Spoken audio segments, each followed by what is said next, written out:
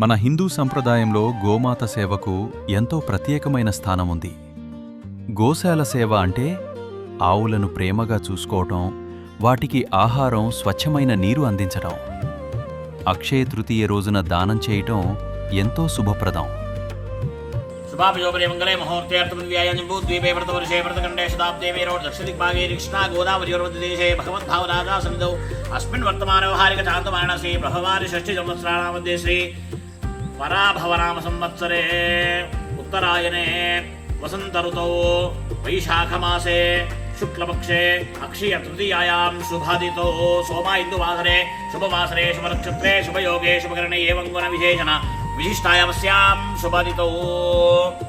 ఈరోజు అక్షయ తృతీయ నాడు దశదానాలు చేయడం, బీదవారికి దశదానాలు చేయడం మీరు చాలా అద్భుతం, చాలా సంతోషం. బీదవారికి దశదానాలు చేశాము. ఈరోజు నీళ్ళకుండలు, చెప్పులు, గొడుగులు ఇవన్నీ కూడా చాలా గొప్పగా 21 మందికి దశదానాలు చేశాము. ఎందుకంటే ఈ భూమి మీద పెద్ద కార్యక్రమం ఏదుంది అంటే దానమే అని చెప్తున్నారు శాస్త్రం. ఈ పవిత్రమైన 2026 అక్షయ తృతీయ సందర్భంగా వనపర్తిలోని విశ్వకసేన గోశాలలో సమృద్ధి మంత్ర గ్రూప్ సభ్యులతో కలిసి పిబి శ్రీకాంత్ గారి ఆధ్వర్యంలో దశదానాలు నిర్వహించబడ్డాయి. సోమవారం ఉదయం 11 గంటలకు 21 మంది అవసరమైన వారికి ప్రేమతో ఈ 10 దానాలు అందించాం. పాదరక్షలు, గొడుగులు, నీళ్లకుండలు, విసనకర్రలు, దుప్పట్లు, గాజులు, చీరలు, లుంగీలు, పండ్లు మరియు 200 మందికి అన్నదానం.